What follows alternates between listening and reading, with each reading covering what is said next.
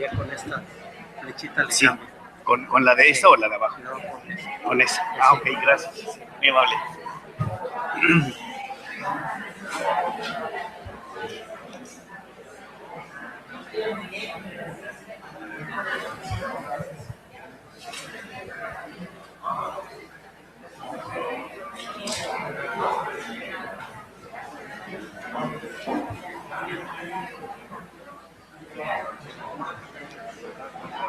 Mejor allá.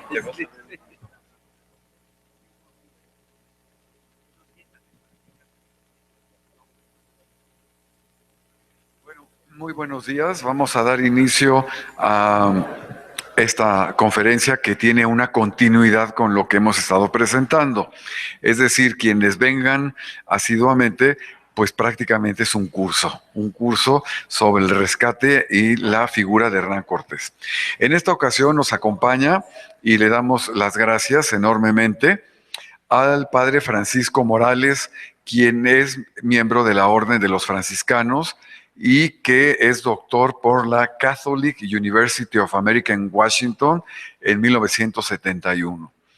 Entre sus publicaciones está Clero y Política en México, 1767-1834, por la entonces editorial CEP 70, que yo no sé si alguien recuerda esa campaña que se hizo de libros muy baratos porque costaban 10 pesos, yo me acuerdo, ¿verdad? Bueno, el inventario del Fondo Franciscano del Museo de Antropología e Historia, volumen 1 y 2, publicado en Washington. La presencia de los franciscanos en América. Franciscanos en América, 500 años de presencia evangelizadora. México, publicado en México, fue coordinador y editor. Inventario del Fondo Franciscano del Archivo Histórico de la Biblioteca Nacional de Antropología e Historia, volumen 2, publicado en Berkeley en el 2008.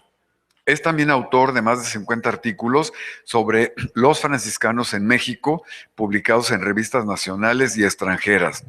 Miembro corresponsal de la Academia Mexicana de la Historia, miembro de número de la Academia Hispanoamericana de Artes, Ciencias y Letras, Fellow of the Academy of American Franciscan History, miembro del Consejo Asesor de la revista Archivo Iberoamericano, director del Archivo Histórico de la Provincia del Santo Evangelio en la Biblioteca Franciscana en Cholula, Puebla. Y también fue provincial, pues yo no sé si 10 años o 6 años. Entonces, pues conoce profundamente la historia de la orden y pues te escuchamos con mucho gusto.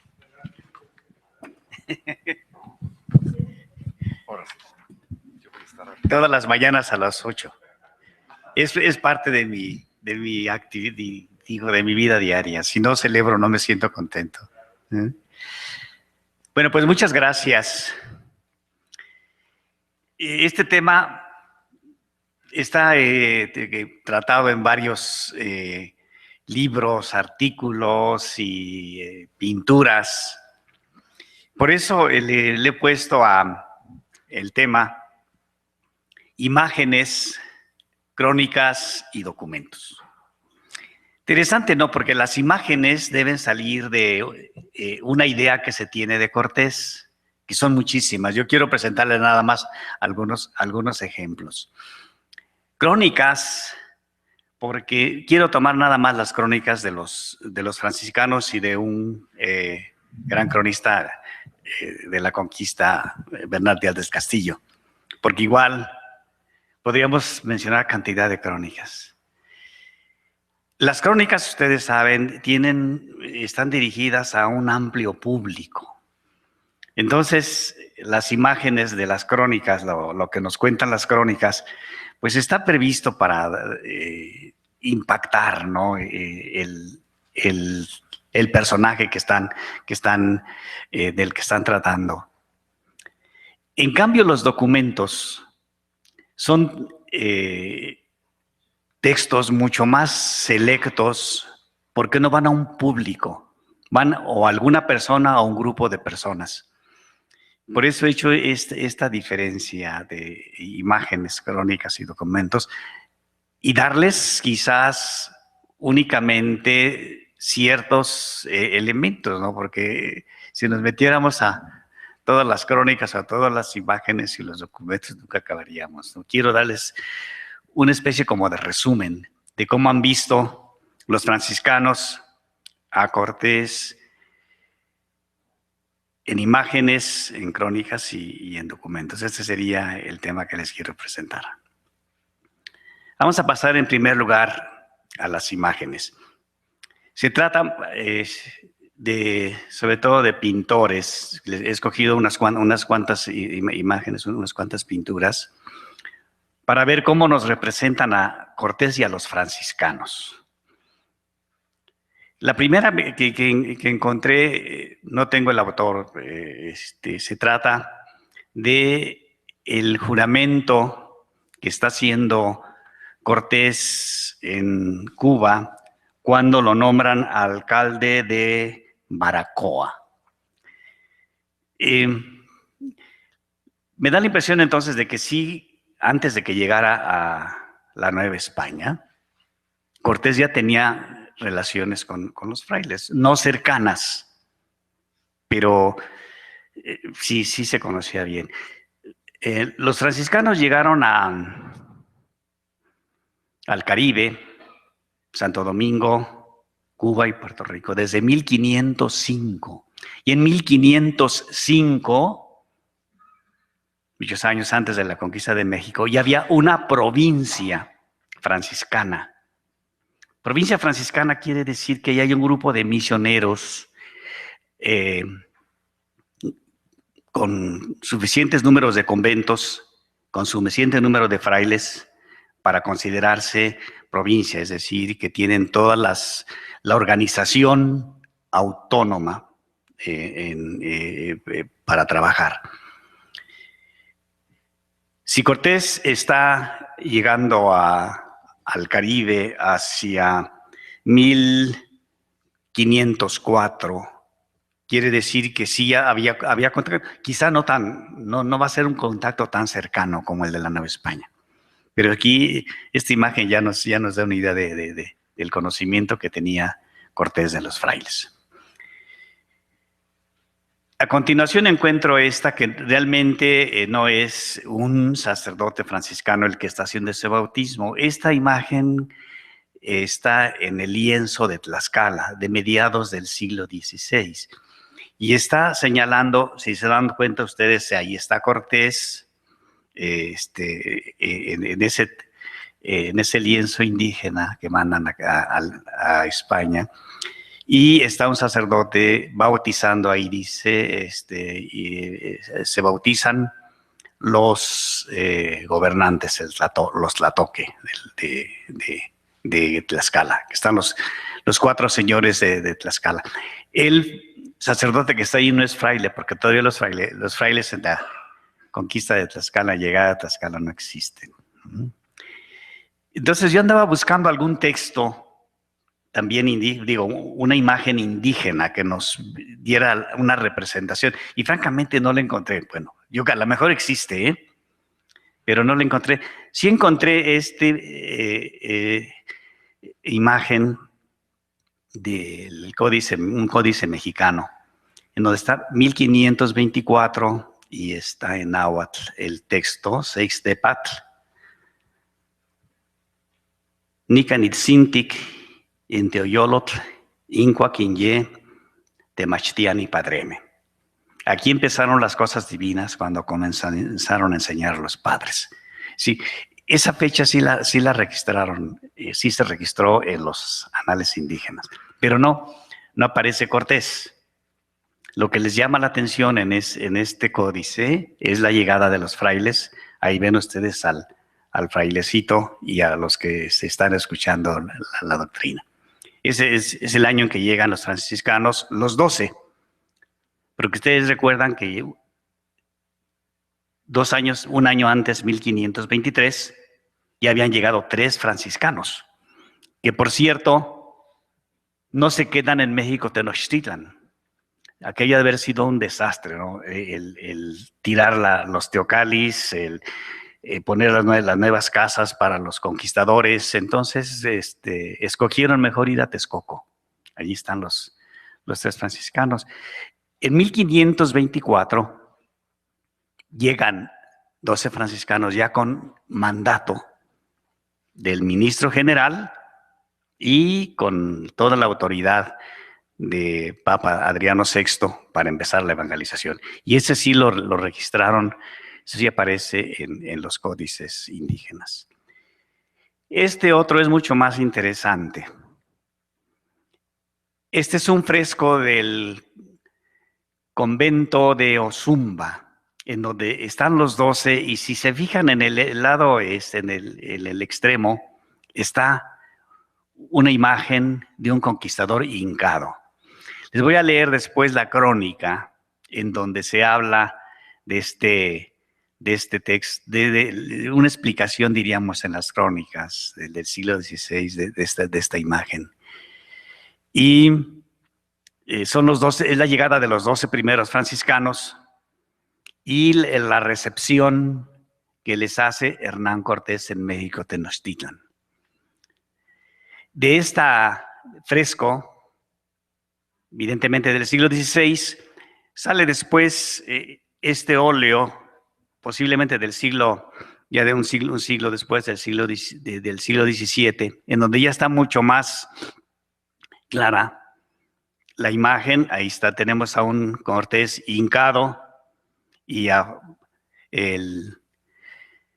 Fray Martín de Valencia, que era el que guiaba, el superior de la misión que venía, y Cortés haciéndole reverencia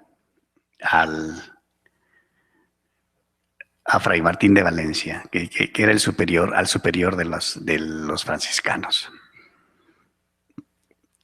Viene otra imagen que encuentro ya también, debe ser desde el 17 o del 18. Después en las crónicas se le quiere encontrar una explicación a esta imagen. Ven a un fraile y en la mano, no sé si alcanzan a distinguir, lo que llamamos la disciplina. Con estas disciplinas, de hecho a mí me tocó todavía en el noviciado nos daban una disciplina porque todos los miércoles y viernes se cantaba en el corredor el Salmo 50, Miserere mei Deus, secundum misericordiam tuam, y en ese canto nos dábamos la disciplina. Entonces ahí tienen a un fraile disciplinando a Hernán Cortés por sus pecados. Bien, ahora quiero ver yo dentro de las crónicas qué correspondencia hay entre estas imágenes y lo que nos dicen crónicas del siglo XVI, ¿no? Tendría en primer lugar la crónica de Bernal Díaz del Castillo. El recibimiento en los pueblos. Y este es el texto íntegro de Bernal Díaz del Castillo. Dice, volvamos a nuestra relación. Como Cortés supo que estaban en el puerto de Veracruz los 12 primeros franciscanos que acababan de llegar, mandó en todos los pueblos, así de indios como donde vivían españoles, que por donde viniesen les barriesen los caminos y donde posasen les hiciesen ranchos, si fuese campo, y en poblado, cuando llegasen a las villas y pueblos de indios, les salieran a recibir y repicasen las campanas que en aquella estación había enviado en cada pueblo. Fíjese en la actitud de Cortés, el recibimiento que él va a hacer a esos 12 franciscanos. Evidentemente era un impacto muy fuerte para las comunidades indígenas. Ellos habían visto al conquistador, la armadura de hierro, sus caballos, sus lanzas. Y de repente ven este grupo de españoles totalmente distintos, con una túnica evidentemente ya toda rasgada por el viaje, descalzos, y que traerían cualquier cosita en la mano. Después Motolinía, les voy a leer un texto, ¿no? En donde dice que él traía su manto. El manto es una capita que usamos los frailes, ahora ya casi no se usa, pero no es parte del hábito. Es simplemente cuando hace mucho frío, usábamos esa capa y le llamamos manto. Y en un texto que después les voy a ver si le alcanzo a leer, Motolinía dice que estando en Veracruz, ya se imaginan, el calor, llegan en mayo, que traía su manto, ya le pesaba al pobre venir caminando, y que se lo quería dar a unos indígenas para que se lo llevasen. Pero el español que los guiaba dice, no lo hagas, padre, porque Cortés no quiere que andemos cargando a los indígenas a no ser que lo mande. Entonces, ven, es una diferencia muy fuerte entre el español que conocían los indígenas y estos frailes que llegan. Pero la actitud de Cortés es bien interesante. ¿Cómo deben de tratarlos? Más que si te dejaran los caballos o las armas. Es ese recibimiento. Y de hecho, Mendieta, otro cronista que después les mencionaré, nos dice que cuando llegaron a Tlaxcala, estaban tan sorprendidos los tlaxcaltecas que oían, al menos oían que todos, Motolinía.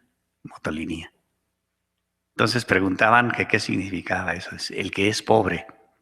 Y Fray Toribio de Benavente, desde entonces cambia su nombre, se llama Toribio de Motolinía. Bien, este texto nos explica mucho la actitud de Cortés hacia los frailes. Luego les leo el otro texto de Bernal Díaz del Castillo, el recibimiento de Cortés. Dice así, lo tienen ahí. Ya que llegaban cerca de México, el mismo Cortés, acompañado de nuestros valerosos y esforzados soldados, salimos a recibir. Juntamente fueron con nosotros Guatemus, el señor de México, y otros muchos caciques de las ciudades.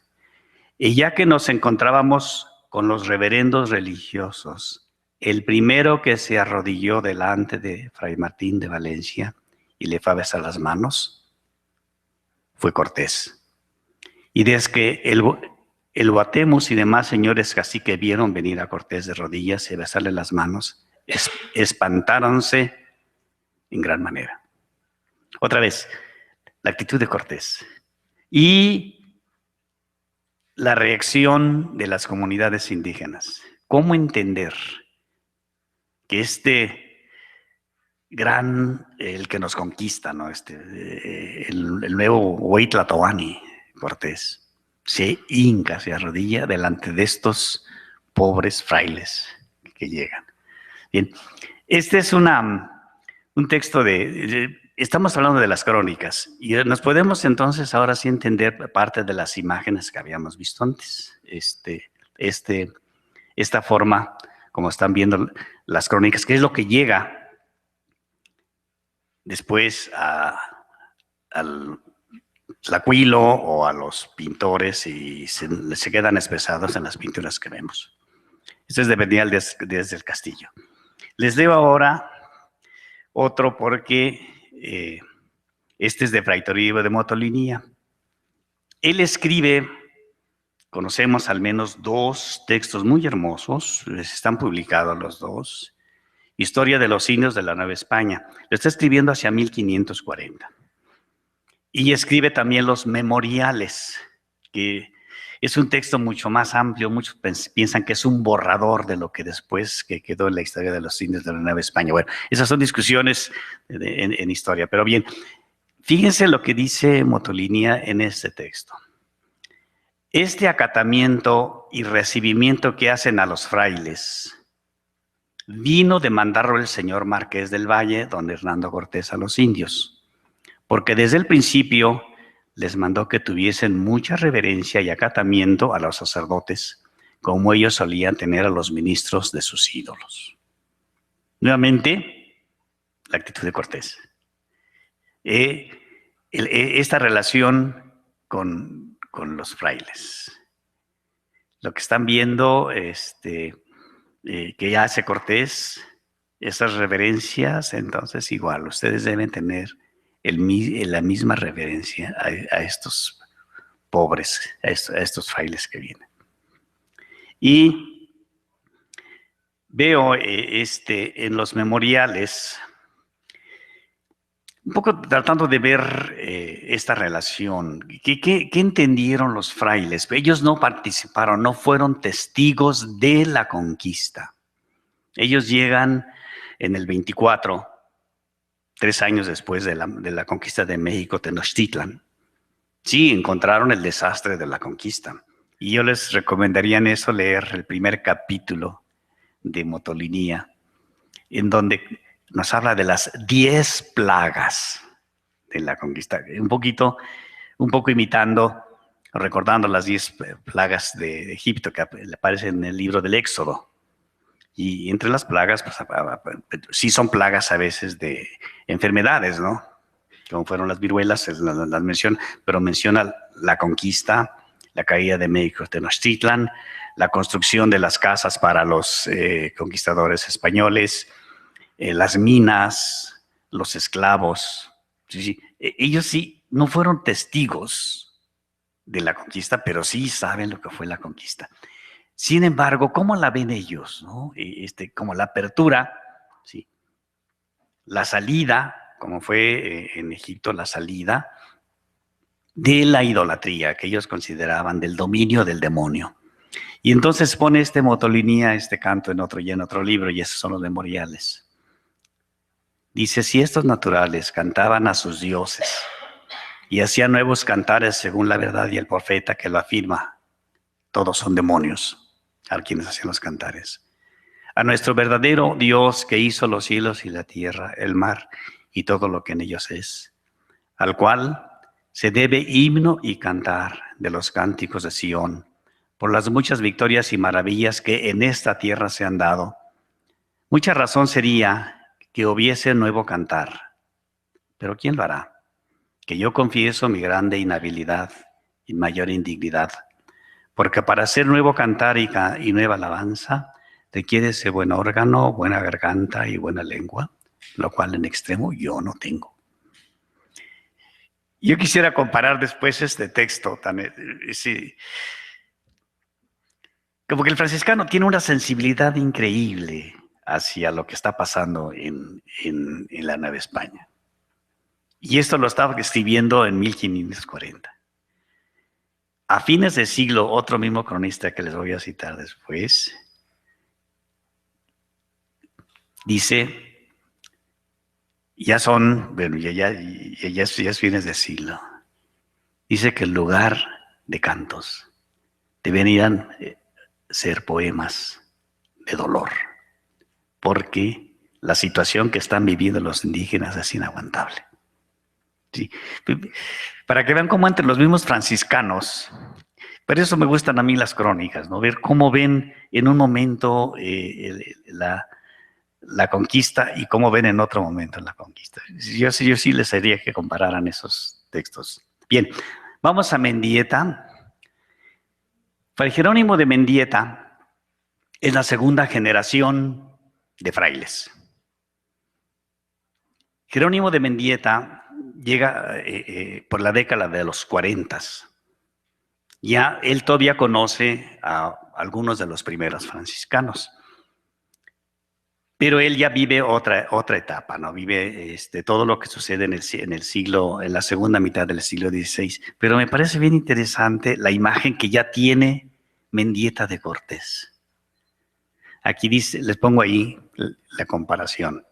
Cortés, Lutero. Y dice así Mendieta.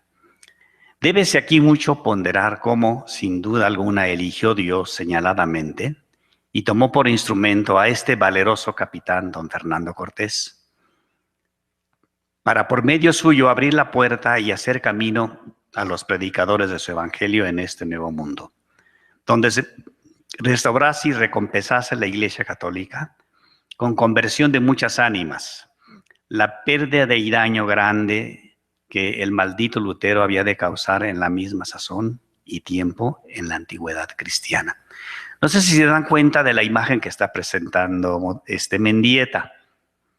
Así como Lutero, por Lutero se perdió la mitad de la cristiandad en Europa, así por Cortés se está compensando esa cantidad de cristianos que se perdieron en Europa con los nuevos cristianos ahora en la Nueva España. Sí, por eso la comparación Cortés-Lutero. Y luego otra comparación también que hace Mendieta es Cortés-Moisés. Y dice, mirad, si el clamor de tantas almas y sangre humana derramada en injuria de su Creador sería bastante para que Dios dijese, vi la aflicción de este miserable pueblo, y también para enviar en su nombre quien tanto mal remediase como otro Moisés a Egipto. Recuerdan que Moisés libera a su pueblo de la esclavitud en Egipto. Aquí la comparación que está haciendo Mendieta, Cortés libera de la esclavitud de los demonios a las comunidades indígenas. Les digo, estamos hablando de crónicas, ¿sí? Y se dan cuenta cómo van cambiando las imágenes en las crónicas, ¿no? De un momento a otro. Todo empieza por la aceptación y recibimiento y diríamos preferencia que tiene Cortés por los frailes. Ahora recordemos, que Cortés vivió muy poco tiempo en la Nueva España después de que llegaron los frailes. Porque en el mismo año en que llega, en 1524, los frailes llegan a México en mayo, y Cortés ya en octubre se está yendo a la conquista de las Cipueras, ¿no? Después llega en el 26 y tiene un problema seriosísimo con la primera audiencia. Tiene que irse a España a contestar a los cargos que le hacían. Regresa nuevamente y trata de emprender nuevas conquistas hacia las Californias, ¿no? Entonces, digo, una vivencia así de muchos años no la tienen. Entonces, estas son imágenes de los frailes, cómo están viendo ya la presencia, lo que significó para ellos Hernán Cortés. Y les hago la diferencia, ¿no? Cómo va cambiando de Motolinía a Mendieta. Y ahora les pongo otro texto de otro franciscano del siglo XVI que publica su obra a principios del siglo XVII. Es Fray Juan de Torquemada. Ya es otro periodo más, entonces hay otra visión de Hernán Cortés. Y les leo lo que escribe Torquemada de Hernán Cortés. Torquemada copia mucho de lo que había escrito Mendieta. De hecho, el libro de Mendieta no se publicó. En cambio, el de Torquemada sí se publica. Entonces, muchas de estas imágenes de Cortés las toma literalmente de lo que escribe el padre Mendieta, pero le añade también lo suyo, porque ya él está viviendo otra experiencia, ¿verdad? Entonces, escribe así sobre Hernán Cortés, y aquí yo le pongo los excesos de Hernán Cortés. Bien me consta que algunos en sus escritos, y aún personas graves, han condenado a Cortés y por excesos particulares lo han llamado a boca llena tirano. Mas yo, que he tratado y trasegado todas estas cosas para hacerlas describir, digo que de aquellos mismos excesos, confesando los portales, no puedo dejar de excusarlo. Si bien lo consideramos, ¿qué podría remediar a un hombre que entre tanta multitud de enemigos, unos ocultos y otros descubiertos, porque del amigo y fiel no se había de fiar, se veía con tan pocos compañeros, y de estos mismos cristianos, españoles o castellanos, muchas veces se le amotinaban, y se hallaban tan necesitados de ellos, y a lo que podemos imaginar tan codiciosos de oro y plata, y muchos de ellos olvidados del bien y aprovechamiento del prójimo? ¿Qué podía remediar, como digo, Si a veces el uno robaba, el otro hacía fuerza, el otro aporreaba, sin que él se lo estorbase. No quiero aquí litigar si en conciencia debía hacerlas, si él conocía no ser hacederas en ley de Jesucristo, que es la que profesaba y cuyo estandarte seguía. Que esto está muy claro, pues dice el apóstol que no deben hacerse cosas malas, aunque de ella se hayan de seguir cosas buenas. Pero en prudencia humana, digo que caían todas ellas para salir en su intento y para no perderse, viéndose ya puesto en la ocasión él y los suyos. ¿Qué leemos en esto? Torquemada ya vive más años que Mendieta. Él ya no puede olvidar o hacer a un lado todas las acusaciones que se le siguen haciendo a Cortés. Entonces, y encontramos otra visión en las crónicas de lo que fue Hernán Cortés. Pero aún así, copia lo que dice Mendieta, e igual lo considera, bueno, esto está copiado, lo considera el que salva a las almas, abre las puertas en comparación con las puertas que cerraba Lutero, y lo considera también el Moisés que sacó de la esclavitud del demonio a las comunidades indígenas. Pero ya aparece este otro texto en donde ya vemos todavía las discusiones tan fuertes de fines del siglo, que conocieron muy bien los frailes, sobre lo que los excesos o las situaciones tan, a veces, que nosotros nos tan incomprensibles de lo que fue la conquista y sobre todo los primeros años de la colonia. Son entonces 3 cronistas, y si se dan cuenta cómo van cambiando las imágenes entre los frailes. Cada vez te tienen más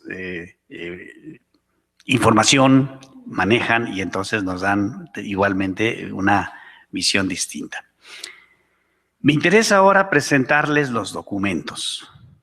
Les digo, la diferencia con las crónicas es esa, ¿verdad? La crónica se escribe para un público muy general. Los documentos no. Los documentos están relacionados con una sola, son dirigidos a una sola persona, o son dirigidos en algún momento de polémica, pero para un grupo nada más. No son documentos públicos, diría yo. Nosotros los conocemos públicos porque lo estamos publicando, pero eran documentos dirigidos a una sola persona. El primero que me encuentro, y es bien discutido este documento, es la carta que escribe el padre Motolinía. Ahí les pongo yo el manuscrito. La carta que escribe Motolinía a Carlos V con motivo de las publicaciones que estaba haciendo las casas sobre la conquista de México. Es un documento bien interesante y muy discutido. Muchos se ponen en plan contra Motolinía. ¿Cómo se le ocurrió a Motolinía escribir en contra de las casas? El gran personaje defensor. Pero bien, este documento, pues, digo, es privado. Este documento es una carta privada de Motolinía al emperador. Y les pongo nada más algunos de los ideas, porque es una carta muy, muy grande, ¿no? La que escribe Motolinía al emperador. Fíjense los temas en relación con Cortés que escribe Motolinía. En primer lugar, sí habla del Cortés, llamaríamos el Cortés pecador. ¿En dónde está esta frase? Esa la encuentro así. Está escribiendo, le digo, esta es una carta privada, que le escribe al emperador Carlos V. Dice, aunque como hombre pecador tenía fe y obras de buen cristiano, y muy grande deseo de emplear la vida y hacienda por ampliar y aumentar la fe de Jesucristo y morir por la conversión de los gentiles. No niega todos los pecados de Hernán Cortés. Sí, pero ahí está el punto del fraile, ¿verdad? Tenía fe y buenas obras de buen cristiano. Y pues es el ser humano, ¿verdad? No hay un ser humano perfecto. Entonces, pero sí llama la atención esto que les digo, es el Cortés pecador. Luego, en la misma carta aparece el Cortés penitente. ¿Se acuerdan de la pintura que les señalé donde le están dando? No sé si esa pintura nace de este texto de Motolinia, que no, digo, es una carta privada, que le mandan a Carlos V.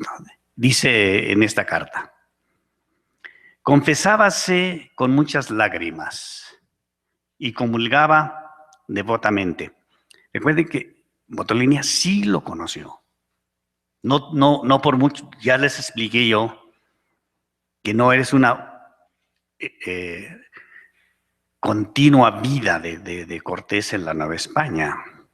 Ya hay autoridades reales, ya no es el capitán general, hay una audiencia más y hay un virrey, entonces ya no tiene esa, pero sí hubo un conocimiento directo de los frailes con Cortés. Y dice: confesábase con muchas lágrimas y comulgaba devotamente, y tenía a su ánima y hacienda en manos del confesor, para que mandase y dispusiese de ella todo lo que convenía a su conciencia. Y así buscó en España muy grandes confesores letrados, con los cuales ordenó su ánima e hizo grandes restituciones y largas limosnas. Y Dios lo visitó con grandes aflicciones, trabajos y enfermedades para purgar sus culpas y limpiar sus ánimas. Y creo pues que es hijo de salvación y que tiene mayor corona que otros que lo menosprecian. Bien, les digo, y es una misión mucho más real, me parece, ¿no? de este Cortés. Vendría después lo que los frailes lo consideran como parte de la misión, ¿no? Por lo que les ayudó a llevar a cabo la evangelización de la Nueva España. Escribe en otra parte: y les decía cómo era mensajero de vuestra majestad en la conquista de México, y mientras en esa tierra anduvo, cada día trabajaba de oír misa, ayunaba los ayunos de la iglesia y otros por devoción.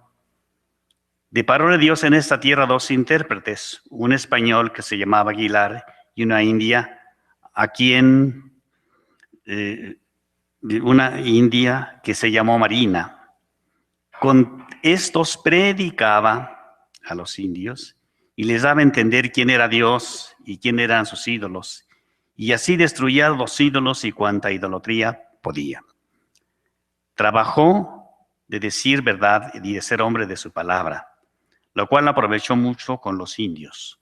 Traía por bandera una cruz colorada en campo negro, en medio de fuegos azules y blancos, y la letra decía: amigos, sigamos la cruz de Cristo, que si en nos hubiere fe, con esa señal venceremos. Bien, entonces, ese tipo de conquista la ve Motolinia como el inicio de la cristianización de las comunidades.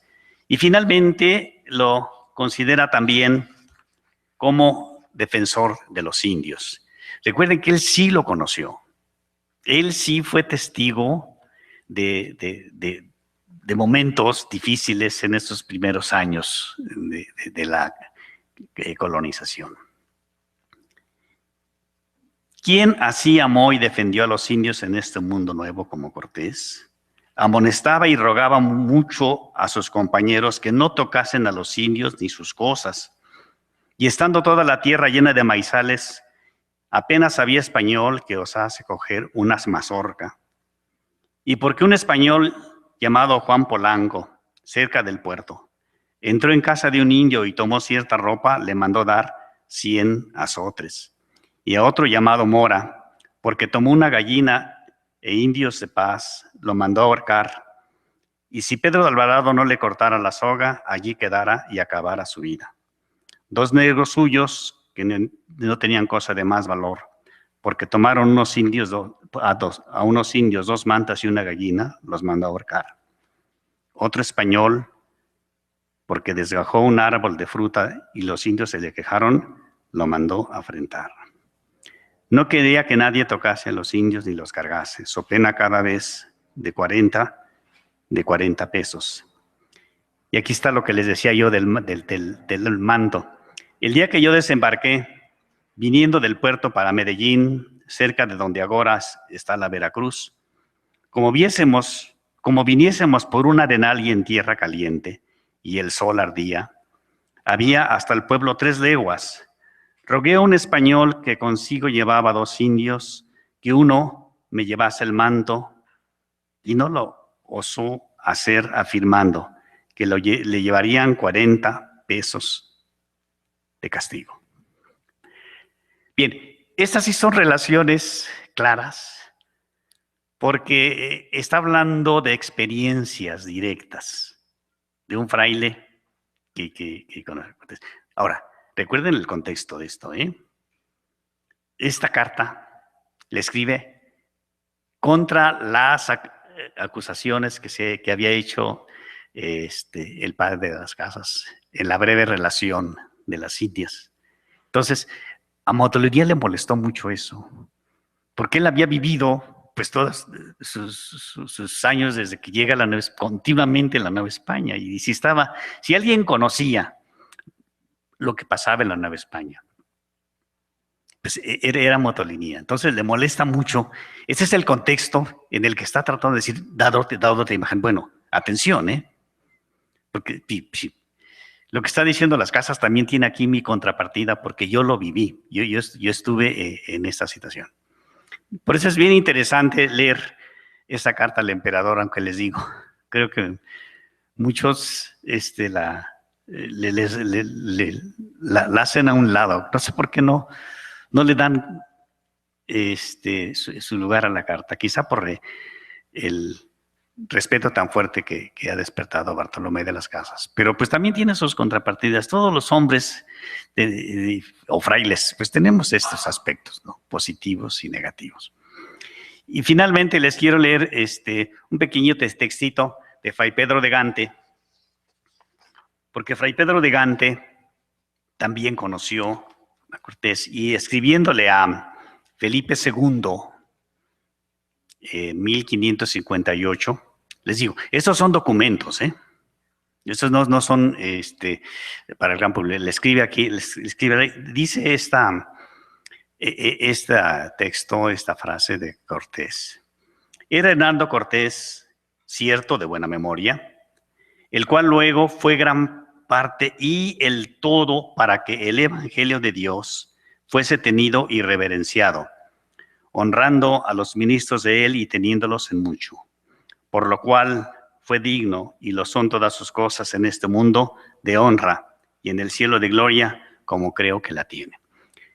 Pedro de Gante, el gran educador, el hombre más respetado de los indios. ¿Se acuerdan hay un canto bien hermoso que le escriben los indios en náhuatl cuando muere Pedro de Gante? Algo de la traducción de ese himno en náhuatl dice: libro de colores es tu corazón, oh Padre Pedro. El libro de colores, recuerdan, eran los códices, la sabiduría. Libro de colores es tu corazón, oh Padre Pedro. Entonces, este respeto tan grande de las comunidades indígenas hacia Pedro de Gante, ¿no? Y luego vemos este texto igual no era público, ¿verdad? Lo escribe al emperador. El respeto que le tiene Pedro de Gante, recuerden que es pariente de Carlos V, Pedro de Gante es un hombre muy preparado. El respeto que le tiene a Hernán Cortés. Finalmente, hablando de documentos, hay uno interesantísimo. Este documento, ahí les pongo la imagen de cómo empieza este documento. Larguísimo, cerca de 200 folios, hojas, así manuscritas, que tengo completamente transcritas.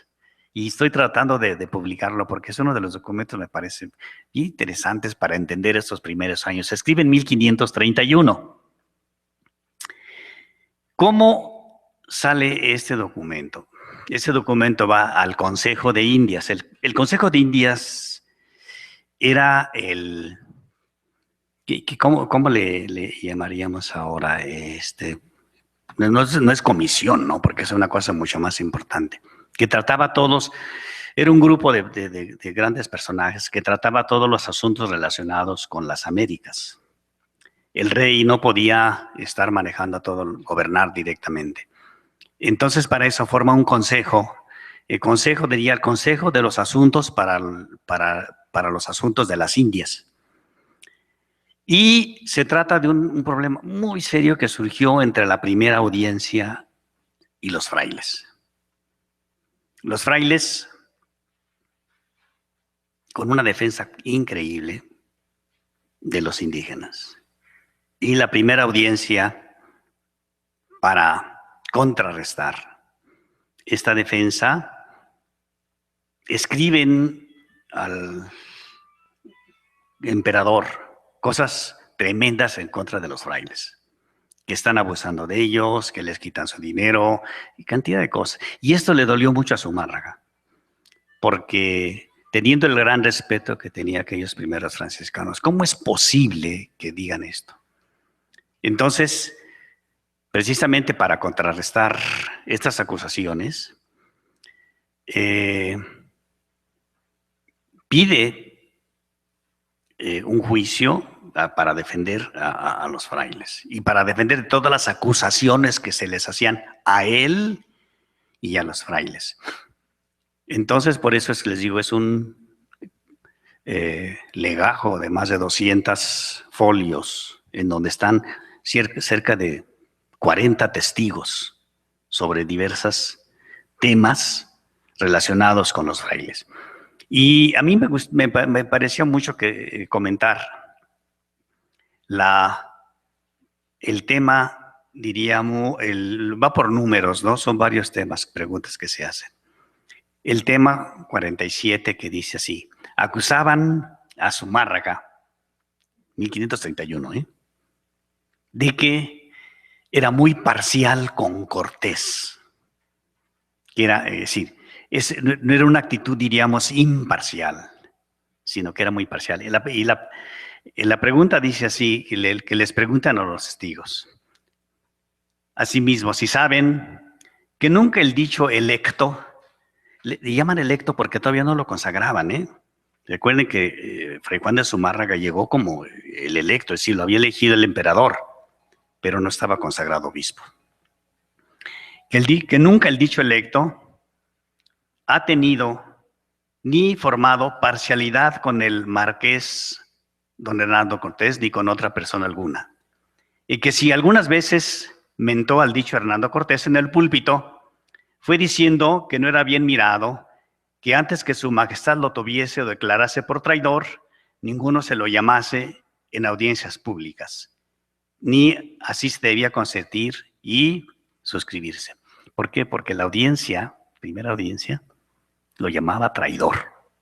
Y ustedes saben, eso en el siglo XVI es una acusación espantosa, ¿no? Entonces, Cortés, acusan a Zumárraga de que es parcial, que está defendiendo a Cortés. Bueno, es una pregunta bien larga.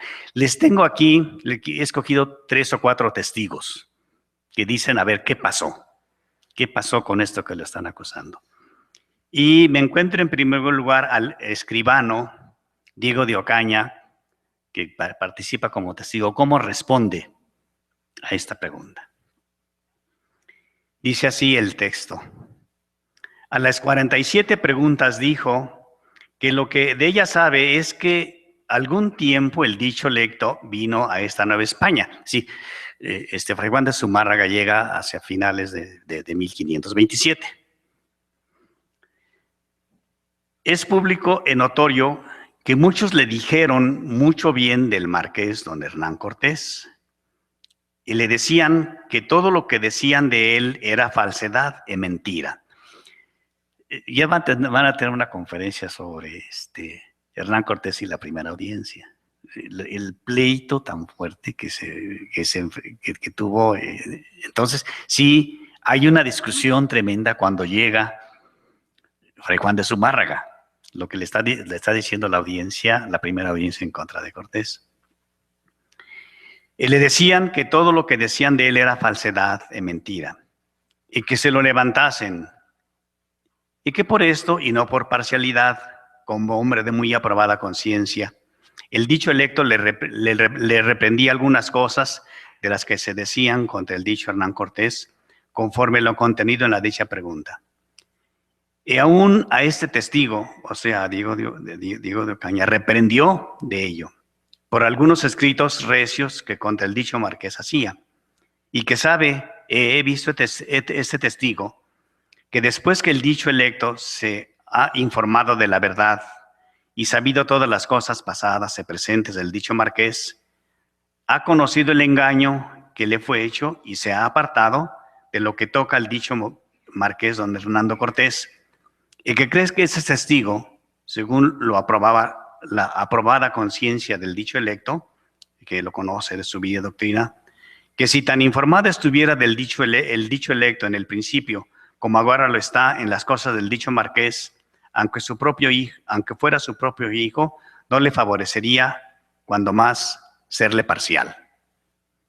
Me llama mucho la atención de este testimonio, porque se ve que Diego de Ocaña ya había escrito en contra de Cortés y Zumárraga le llamó la atención, pero que después le informó y Zumárraga dice, no, pues si tú sabes eso, pues tienes razón. Yo en eso yo no me meto, no quiero ser parcial. Habría que examinar más estos testigos que aparecen. Les leo por otra parte el de un conquistador, de Alonso Pérez, un letrado también, un gran letrado. Dice Alonso Pérez. A la 47 pregunta dijo que no cree este testigo que el dicho electo tuviese con el dicho marqués parcialidad alguna, por ser como es el dicho electo persona de buena vida y de buen ejemplo. Porque si alguna parcialidad entre el dicho electo y marqués hubiera, se supiera en esa ciudad.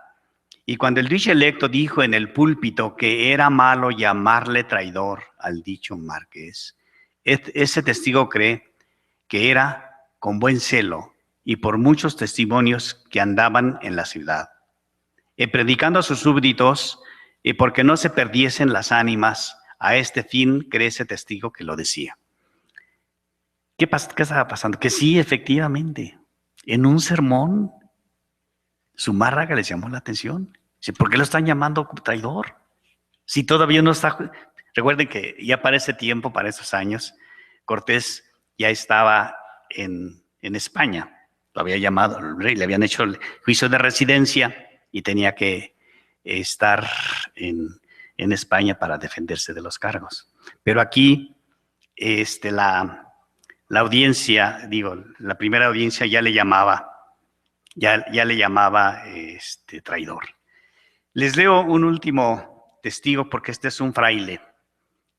Esto está más cercano tanto a Cortés como a Zumárraga. Fray Antonio Maldonado. A las 47 preguntas dijo que ese testigo cree que tiene, por cierto, según lo que ha alcanzado del dicho electo, que por ninguna cosa se muestra parcial a nadie.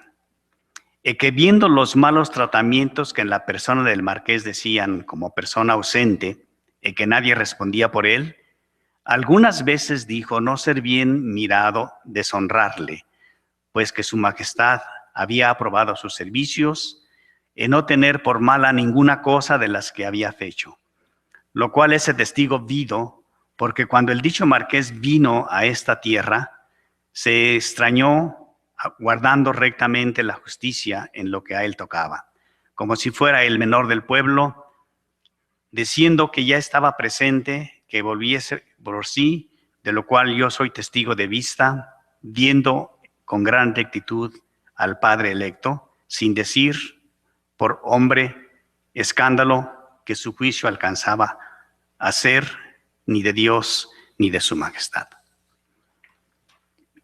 Los testimonios son como 40. A ver, si Zumárraga estaba defendiendo a Cortés nada más por parcialidad o porque sí creía en la rectitud de Cortés. Sería bien difícil hacer conclusiones, pero vamos a, yo les presento algunas.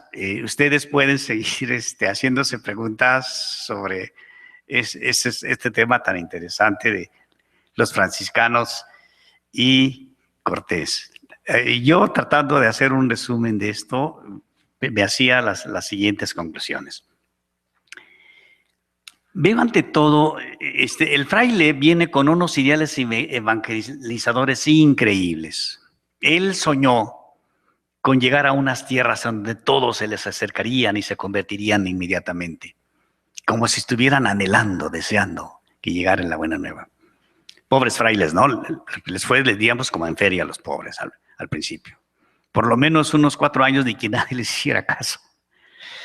Interesante, ¿no? Cómo después viene este acercamiento tan fuerte con los frailes, de modo que ya evidentemente para el siglo, para mediados del siglo, ya hay comunidades cristianas grandísimas, se están edificando los grandes conventos que conocemos. Sí, ha habido un cambio tremendo de generación, en la siguiente generación. Pero recuerden, entonces los frailes vienen con ese ideal de evangelización. Bien.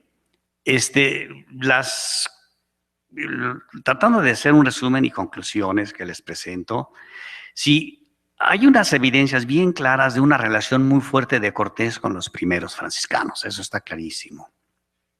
Cortés los protege, Cortés los recibe, Cortés manda a los indígenas que le tengan toda la veneración. Cortés está muy cerca en esos primeros meses de los frailes, y el gran respeto que los indígenas tenían por Cortés, y evidentemente fue un efecto muy importante para el recibimiento que le van a hacer las comunidades a los frailes. Eso parece que es evidente. Los primeros franciscanos, los que llegan, los 12 primeros, conocen y son conscientes de las controversias de Cortés con el cabildo de la ciudad y la primera audiencia. Es decir, ese pleito de poder. Cortés había llegado como el nombrado, ¿no?, por el rey, sin darse cuenta de la expansión de lo que era la Nueva España, como el capitán general, con todo el poder. Y pues vienen después los problemas del poder, y ahí se tiran unos con otros. Todas las acusaciones que hay contra Cortés pues salen de los españoles. Eso lo habían de hacer sería bueno leer documentos, ¿no? Todos los enemigos de Cortés de esa década pues son los que seguimos repitiendo nosotros. Bien, entonces los frailes conocen y son parte de las controversias, ¿no? Porque ya vimos a Zumárraga diciendo ¿por qué lo están llamando traidor? Si apenas lo están acusando ante el emperador, y él, en el juicio de residencia, pues tiene que responder a todo lo que le dicen. Entonces, son también parte de esas controversias. Ahora, no niegan sus faltas ni defectos. Lo vimos en Torquemada, lo vemos también en Motolini. Sin embargo, lo apoyan porque les abre las puertas de la evangelización. Sobre todo en la segunda generación ya lo elevan como el principal promotor del cristianismo indiano, nombrándolo la contraparte de Lutero y la contraparte de Moisés. Pero creo que yo diría que ese tema pues sigue abierto, ¿no? Y quiero seguir buscando, sobre todo documentos, pero creo que esos que les he presentado ya nos dan una idea muy clara de lo que fue esa relación franciscanos y Hernán Cortés. Muchas gracias.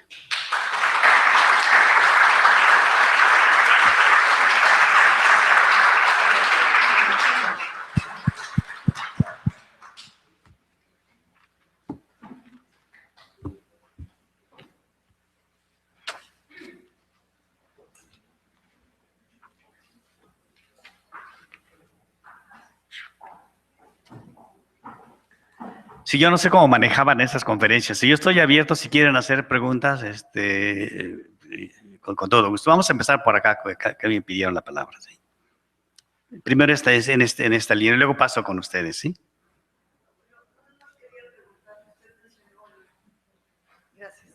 Gracias. Gracias por su conferencia, muy interesante. Y en un momento mencionó usted que estaba realizando o tenía un libro sobre este tema, que estaba usted escribiendo o tenía ya escrito un libro sobre este tema. Tengo todo el expediente de Zumárraga defendiendo a los frailes. Ya lo tengo todo transcrito. ¿Pero lo tiene usted a la venta? No, lo tengo transcrito, no está publicado. Ah, no está publicado. No. Pero sí lo va a publicar. Quiero publicarlo, sí. Bueno, muchas gracias. Por allá, en la segunda línea primero, luego allá y luego Luis. Gracias. Centrándonos en la actividad evangelizadora de los primeros frailes franciscanos, Sí. Con las comunidades indígenas, con los pueblos de indios, ¿qué cofradías fueron las que impulsaron estos franciscanos? ¿Cuáles fueron las primeras cofradías y qué las diferenciaba de las que después se fueran creando? Sí, las primeras cofradías son ya cuando las comunidades, cuando el cristianismo ha llegado a las comunidades, ya están formadas. Yo la estoy viendo ya en la segunda mitad del siglo XVI, a partir de 1550. Son al menos tres que recuerde bien. Es la del Santísimo Sacramento, las de los difuntos y de la Virgen María. Y casi en todas las comunidades indígenas.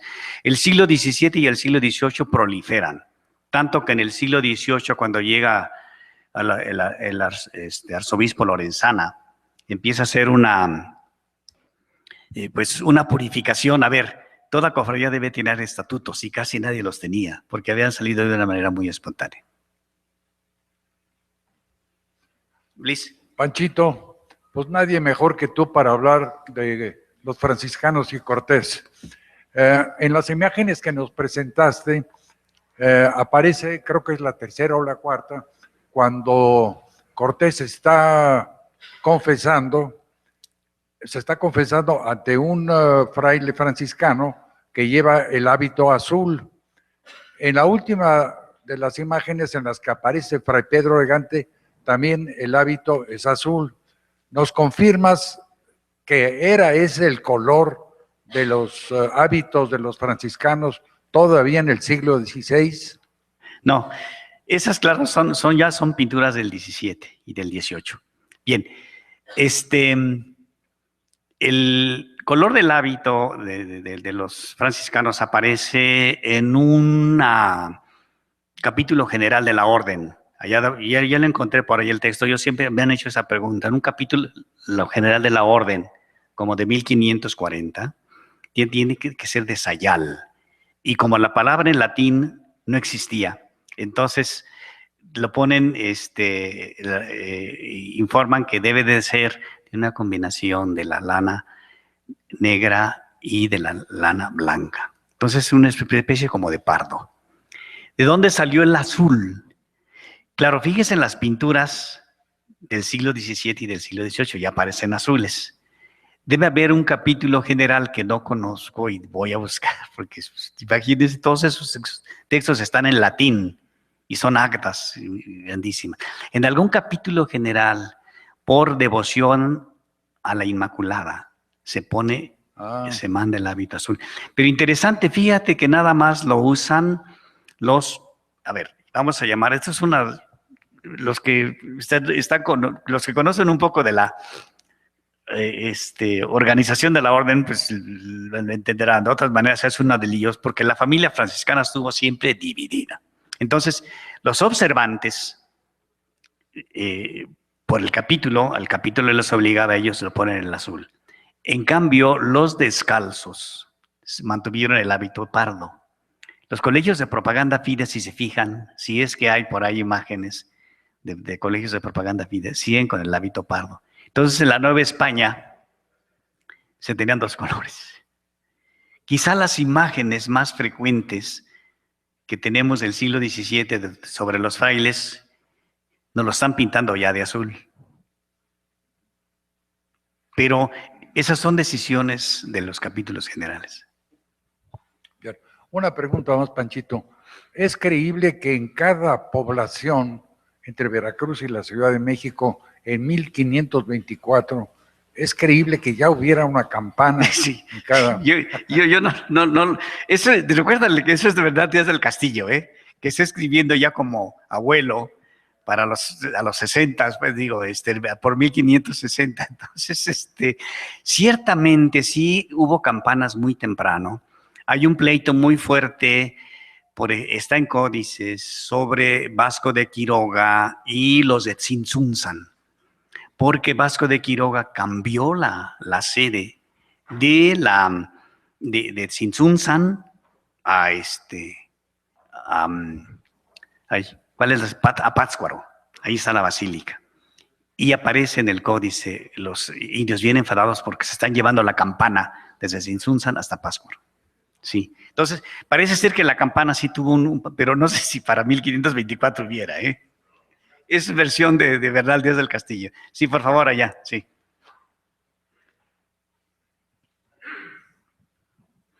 Muchas gracias por su exposición, es muy interesante. Algo que me resulta muy relevante es la comparación que se hace de Cortés con Lutero. Eso yo nunca había oído que tuviera esa importancia. Es muy importante que se compare con lo que se perdió en Europa del cristianismo y se haya recuperado con la cristianización en las Américas. Es demasiado importante, no sé si Cortés o haya estadísticas de la cantidad de gente que se perdió y la que se ganó, pero bueno, no sé si pudiera abundar un poquito más en eso, gracias. Sí, fíjate que esto lo está diciendo ¿te acuerdas quién lo dice, verdad? Fray Jerónimo de Mendieta. Es un fraile de la segunda generación. Entonces hay que tener en cuenta igual cómo cada generación de franciscanos está viendo una visión distinta de Cortés. Y Mendieta es el que le atribuye es el que hace esta comparación. Entonces digo, pues no era acá tanto cuestión de estadísticas, un poco ¿qué te diría yo? La imagen que les está dando, así lo considera Mendieta, ¿verdad? De lo que se está perdiendo en la cristiandad europea, lo hemos duplicado, yo creo, acá. No hay estadísticas, desde luego, pero es todo un continente el que han ganado. Ahora, él se está refiriendo a la Nueva España, no se está refiriendo al resto de América, Centro y Sudamérica, donde ya también allá entran otros conquistadores, No digo, esta es una visión de un cronista, Sí. Sí. Es una visión muy interesante. ¿Alguien más? Se refiere también a una imagen. Hay algo que no entendí y le ruego me perdone porque no conozco las palabras exactas de lo que voy a preguntar. Sí. ¿Se ven a los 12? Sí. Con Cortés, y cada uno de los 12, creo que cada uno lleva atrás como Sí, Bueno, el sombrero. ahí está. No sé cómo Sí, se llama el es sombrero. mitra. ¿Perdón? Mitra. No. La que usan los Entonces, obispos. Atrás traen sombrero, sí. Y abajo está la mitra. Y eso es lo que no entiendo, por la razón de ser de la aparición de esas mitras. Sí, les digo, este es un fresco, sí, pintado por Tlacuilos, en el convento de Otumba. ¿Otumba o Zumba? Yo siempre me hago líos. Eso es Zumba, ¿verdad? Perdón. Todavía lo pueden ver, ¿eh? Bien interesante ese fresco. A ver, ¿qué está viendo el Tlacuilo, el indígena que está pintando esto? Bien, evidentemente con el sol, sí, imagínense desde Veracruz hasta México, a los frailes yo creo que se les da permiso de que usen sombreros, al menos así lo ven. Las mitras que están abajo, es la versión de que aunque a algunos de los 12, algunos sí los tenemos por testimonios, otros nada más por referencias muy vagas, a varios de los 12 los quisieron hacer obispos y ellos renunciaron. Sí, no quiero. Entonces, por eso está la mitra en el suelo. Renuncian a la mitra. Sí. Bien. Pues mil gracias. A ver, no, otra pregunta. Sí. Perdón. Primero ahí al joven y luego usted, ¿sí? Sí, padre. Tenemos dos preguntas hechas por internet de las que nos están siguiendo por YouTube. Es la primera: ¿alguno de los franciscanos que estuvo en Nueva España en el siglo XVI llegó a la capitanía de Chile? Que yo sepa, no. Los 12 franciscanos que están aquí, ahora, hay un fraile que viene desde Filipinas, si no me equivoco, y se me hace que es pariente de San Ignacio de Loyola, que no estoy de acuerdo, pero creo que no es del siglo XVI, no te lo puedo, de un Loyola que estuvo en Filipinas, pasa a la Nueva España y pasa después a Sudamérica, y creo que llega a Chile. Bueno, es un pariente de San Ignacio, porque su apellido es Loyola. La segunda pregunta que nos hacen: ¿por qué llegaron franciscanos y no frailes de otras órdenes? ¿Y cuáles fueron sus atributos para designarles la tarea de evangelización? Mira, la evangelización estuvo abierta. Lo que veo yo es que los más entusiastas, y además tuvieron un apoyo increíble de Carlos V, porque Carlos V convive antes de llegar a España con los frailes, en Gante, un pariente de él, Fray Pedro. Entonces, hay una relación muy fuerte de Carlos V, del emperador, con 3 frailes o con varios frailes en Gante. Luego, uno de los más entusiastas, Fray Francisco de los Ángeles Quiñones, que era también un gran personaje, seguramente conocido de Carlos V, quiso venir con el confesor de Carlos V a México, antes de los 12. Entonces, hay una relación muy fuerte de franciscanos con la corte de Carlos V. Llegan, sí, los primeros 3 que son de la corte de Carlos V, los 3 belgas, y como Fray Francisco de los Ángeles Quiñones lo eligen ministro general, él escoge directamente a 12 frailes que vengan a la Nueva España. Entonces, sí hay una relación fuerte entre la corte de Carlos V y los frailes. ¿Alguien más por aquí? ¿En dónde estaba el primer convento de los franciscanos aquí en México? Cuando llegan a la Nueva España, México, Tenochtitlan, Cortés los reúne y les pide que se vayan a 4 ciudades: México, Tenochtitlan, Texcoco, Huejotzingo y Tlaxcala. Entonces, ahí se fundan las primeras comunidades. Por cierto, la primera comunidad, pues, no había templos, no había nada, ¿no? Se van a las salas de Moctezuma, que todavía existían en el centro ceremonial. 6 meses después, los frailes no les gusta ya estar en ese centro ceremonial y un conquistador les da el terreno que ahora está en Madero 7 y allá hacen el convento. Entonces se quedan dos conventos. El antiguo, dicen el antiguo convento refiriéndose y luego el nuevo que es el Madero 7. Sí.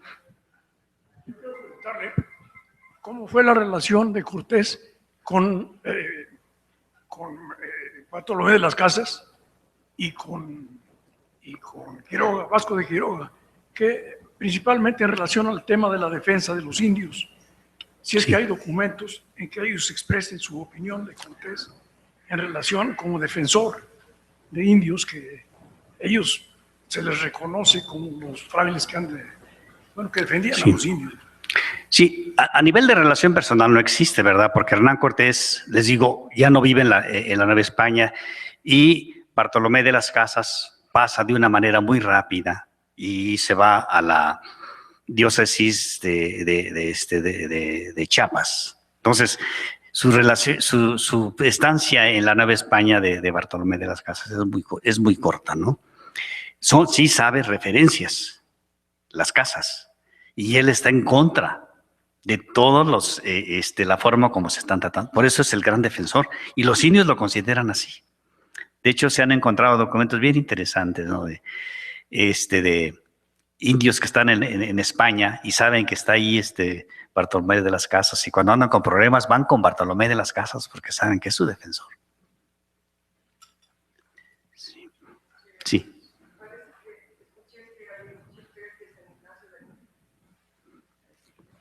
Me pareció, ¿sí se oye bien? Sí. Me pareció escuchar que dijo usted que San Ignacio de Loyola había llegado a las Filipinas. No, San Ignacio un pariente. porque tengo entendido que un pariente de San Ignacio de Loyola. Pariente, sí, pues sí, San Ignacio no salió nunca de No, Europa. claro. Este es un pariente de él. Jesuitas. Sí, es un pariente de más que para cristianizar, para educar dentro de la religión, por supuesto. Sí, gracias. Bueno, pues muchas gracias por su interés.